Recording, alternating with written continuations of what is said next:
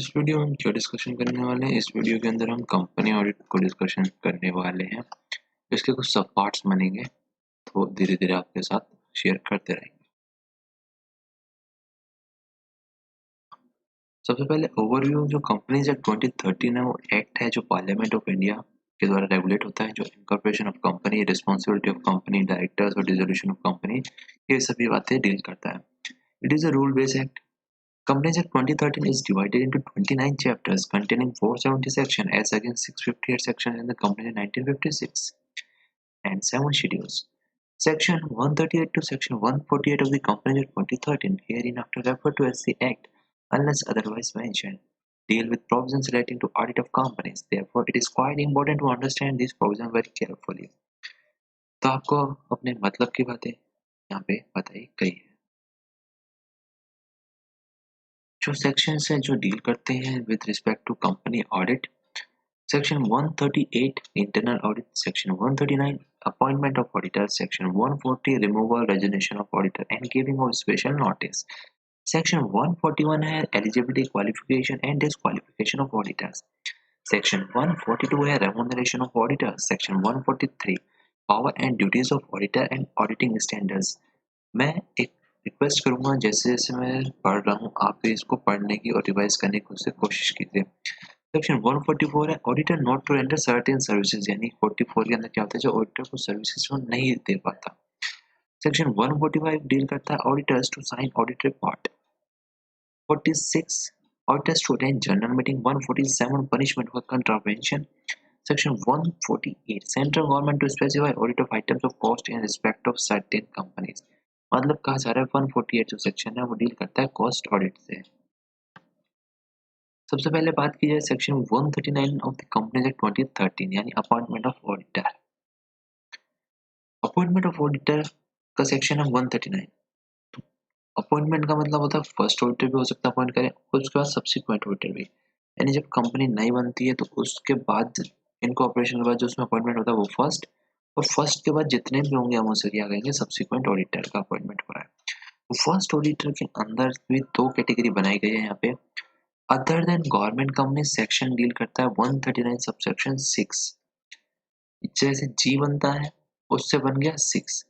Same इसी प्रकार से government company defined under section 2 subsection 45 deal करता है सेक्शन 139 सबसेक्शन 7। यानी आपको याद ये रखना है कि जो गवर्नमेंट कंपनी है उसका अपोजिट है 7, और जो अदर देन गवर्नमेंट कंपनी है उसका 6। तो अब पहले हम बात करेंगे अदर देन गवर्नमेंट कंपनी वाले केस की। तो अपॉइंटमेंट किया जाता है बोर्ड ऑफ डायरेक्टर्स के द्वारा within 30 days from the date of registration of a company.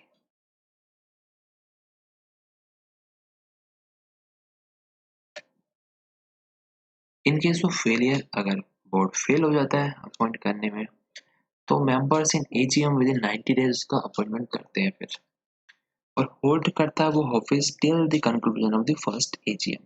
जब तक कि आपकी फर्स्ट एजीएम नहीं हो जाती, जब तक आपका ऑडिटर रिमूव नहीं होगा, जब तक उस ऑफिस को होल्ड करके रखेगा। बात की जाए उसके बाद अब गवर्नमेंट कंपनी की, section 139 subsection 7 appointment by CAG within 60 days from the date of registration. In case of failure board of directors within 30 days, अगर सीएजी अपॉइंट नहीं कर पाते हैं तो 30 दिन के अंदर कौन करेगा, बोर्ड ऑफ डायरेक्टर। अगर बोर्ड ऑफ डायरेक्टर्स भी फेल हो जाते हैं तो मेंबर्स करेंगे ईजीएम के अंदर विद इन 60 days, और होल्ड करेगा office till the conclusion of the first AGM. यहाँ तक आई थिंक आप समझ चुके हो। Subsequent auditor other than government company के केस में, मतलब सेक्शन 139 सबसेक्शन 1 यहाँ पे डील करता है appointment by members in AGM. इसमें अपॉइंटमेंट किया जाता है मेंबर्स के द्वारा एजीएम के अंदर। Hold the office from first AGM to the sixth AGM subject to fulfilment of certain conditions. यानी जिस एजीएम से उसको अपॉइंट किया गया उससे लेके 5 और एजीएम तक, यानी एक में जब आप 5 जोड़ोगे तो 6 एजीएम तक उसको ऑफिस होल्ड करना होता है। कंडीशंस ये होती है कि जो कुछ कंडीशंस है उसे फॉलो करनी पड़ती है फुलफिलमेंट। ऐसे नहीं ना कि आप आज अपॉइंटमेंट कर दिया लेकिन कल ही वो रिजाइन कर देगा तो भी हम मानेंगे, उसको रेमुनेशन पे करते रहेंगे, नहीं 5 साल तक तो हम, ऐसा नहीं है। बहुत सारी कंडीशन है वो भी डिस्कस करेंगे। उसके बाद बात की जाए गवर्नमेंट कंपनी के केस में क्या हुआ सब्सिक्वेंट ऑडिटर के लिए section 139 subsection 5 appointment bye CNAG with in 180 days from the commencement of year. Appointment किया जाएगा CNAG के द्वारा 180 दिनों के अंदर जब साल शुरू हो जाता है, यानी साल शुरू होता है अपना 1 अप्रैल से। ये 180 दिन लगभग लगभग 30 सितंबर तक अपॉइंटमेंट करने का टाइम दिया गया गवर्नमेंट कंपनी के लिए CAG को कि आप अपॉइंट कर लो।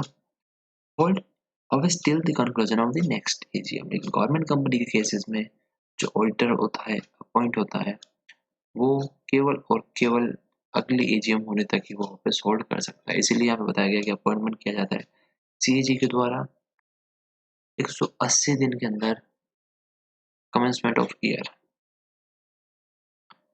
ये हमारा थ्योरी पोर्शन है, वो हमारा थोड़ा सा था पॉइंट वाइज जो डिस्कशन था हमारा, क्योंकि एग्जाम में हमें लिख के आना है उसके पर्पज से ये appointment of first auditor. Appointment of first auditor in case of a company other than a government company.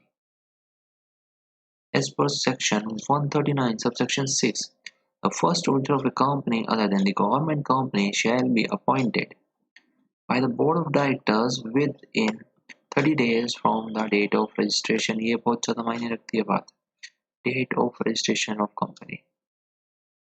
And the auditors so appointed shall hold office until the conclusion of the first AGM।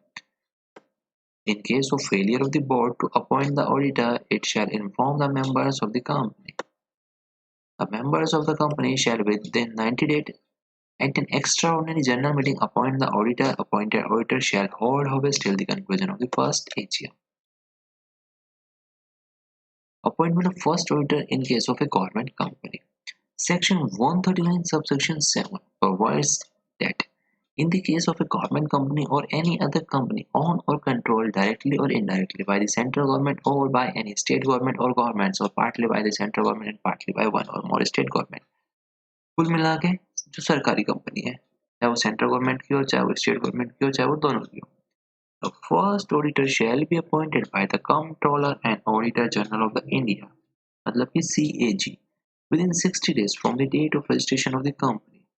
In case the Comptroller and Auditor General of India doesn't appoint such a auditor within the above said period, the Board of Directors of the company shall appoint such auditor within the next 30 days. Further, in the case of the failure of the board to appoint such auditor within 30 days, it shall inform the members of the company, who shall appoint within 60 days at an extraordinary general meeting. Auditor shall hold office till the conclusion of the first AGM। वही बात है जो हमने वहाँ point में पढ़ी, यहाँ पे हमने थ्योरी के रूप में पढ़ी है। सबसे पहले हम 60 दिन का समय देते हैं इसमें CNAG को कि भाई आप आओ और ऑडिटर को अपॉइंट करके जाओ, वो नहीं करते हैं। बोर्ड ऑफ डायरेक्टर्स को देते हैं उसके बाद हम 30 दिन, वो भी नहीं करते हैं। उसके बाद हम मेंबर्स को कहते हैं भैया अब तो आप ही का सहारा है, अब आप ही कुछ करो हमारा, तो उनको दिया जाता है फिर 60 दिन कि भैया एक्स्ट्रा ऑर्डिनरी जनरल मीटिंग बुलाओ कि आपके जो बोर्ड ऑफ डायरेक्टर्स है उन्होंने ऐसी ऐसी हरकतें करी है, CAG ने ऐसे काम किए हैं, तो अब हम ये काम करेंगे तो उसमें अपॉइंट करो। Government company is a company in which not less than 51% of the paid-up share capital is to be held by the central government or governments, or partly by the central government and partly by one or more state governments, and includes a company which is a subsidiary company of such a government company। ये definition हो गई government company की। आपको पता होना चाहिए government company कौन सी होती है, जिसके अंदर शेयर कैपिटल का जो पेड अप शेयर कैपिटल है वो भी 51% कम से कम सेंट्रल गवर्नमेंट या फिर गवर्नमेंट्स, स्टेट गवर्नमेंट और या दोनों मिलके या सब्सिडरी ऑफ गवर्नमेंट कंपनी ने स्टेक ले रखा हो तो। अब सब्सिक्वेंट ऑडिटर्स का रीअपॉइंटमेंट कैसे होता है। Appointment of subsequent auditors in case of a non government company, यानी नॉन गवर्नमेंट कंपनी की बात हो रही है फर्स्ट ऑडिटर के बाद वाले ऑडिटर्स की। Under Section 139, subsection 1 of the Companies Act 2013 provides that every company shall, at the first annual general meeting, appoint an individual or a firm as an auditor who shall hold office from the conclusion of that meeting till the conclusion of its sixth annual general meeting, and thereafter till the conclusion of every sixth meeting।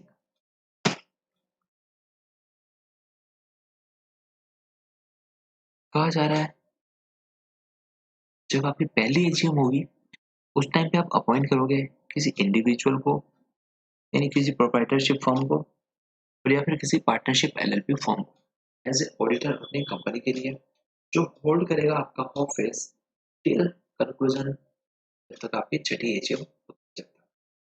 The following points need to be noted in this regard. इस संदर्भ में कुछ चीजें हैं जो बातें हैं वो आपको ध्यान में रखनी है। ये जानते हैं कौन सी बातें चीजें हैं। For such appointment is made, the written consent of the auditor to such appointment and a certificate from him or it that the appointment, if made, shall be in accordance with the conditions as may be prescribed shall be obtained from the auditor. यानी आपको एक written consent लेना है auditor से और जिसके अंदर वो आपको सर्टिफिकेट कर देगा ये जितने भी कंडीशंस है वो उसके द्वारा प्रेस्क्राइब की गई है। The certificate shall also indicate whether the auditor satisfy the criteria provided in section 141. आने वाले टाइम में हम सेक्शन 141 में पढ़ेंगे जो उसकी डिस्क्वालिफिकेशन है क्या वो भी फुलफिल कर रहा है वो या नहीं। The company shall inform the auditor concerned of his appointment and also file a notice of such appointment with the registrar मतलब ये ROC को within 15 days of meeting in which auditor is appointed. जब आपकी meeting होगी उसके 15 दिनों के अंदर आपको ROC को भी इतला देना है कि हमने इसको अपॉइंट किया है। Appointment of subsequent auditor in case of a government company, बात की जाएगी गवर्नमेंट कंपनी के केस में। As per section 139 subsection 5 in case of a government company or any other company owned or controlled directly or indirectly by the central government or by any state government or partly by central government or partly by one or more state government and the comptroller and auditor general shall in respect of a financial year appoint an auditor duly qualified to be appointed as an auditor of a company under this act within a period of 180 days from the commencement of the financial year who shall hold office till the conclusion of the annual general meeting। वही बात है 180 दिनों के अंदर government company में CAG के द्वारा auditor appoint होगा। ये बात हो गई हमारी फर्स्ट ऑडिटर और सब्सिक्वेंट ऑडिटर। एक बार हम रिवाइज कर लेते हैं फर्स्ट ऑडिटर का जो सेक्शन है अदर देन गवर्नमेंट कंपनीज के केस में 139 सबसेक्शन 6 और गवर्नमेंट कंपनी केस में है 139 सबसेक्शन 7। ये वो first auditor other than government company 139 6 और गवर्नमेंट कंपनी 139 सबसेक्शन 7। उसके बाद बात की जाएगी appointment of subsequent auditor. Subsequent auditor भी होगा गवर्नमेंट कंपनी में और अदर देन गवर्नमेंट कंपनी। पहले हम बात करते हैं अदर देन गवर्नमेंट कंपनी। उसमें जब हम देखेंगे तो उसमें आएगा सेक्शन 139 सबसेक्शन 1। जब हम बात करेंगे गवर्नमेंट कंपनी में सब्सिक्वेंट ऑडिटर की उसमें सेक्शन आएगा 139 सबसेक्शन 5। तो उम्मीद करता हूँ यहाँ तक का आपको अच्छे से समझ में आ गया होगा और कोई डाउट हो तो आप पूछ सकते हैं।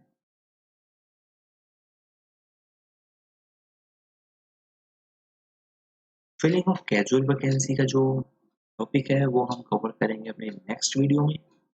आज के लिए बस इतना ही। पढ़ते रहिए, पढ़ते रहिए और वाइस करते रहिए। Bye bye.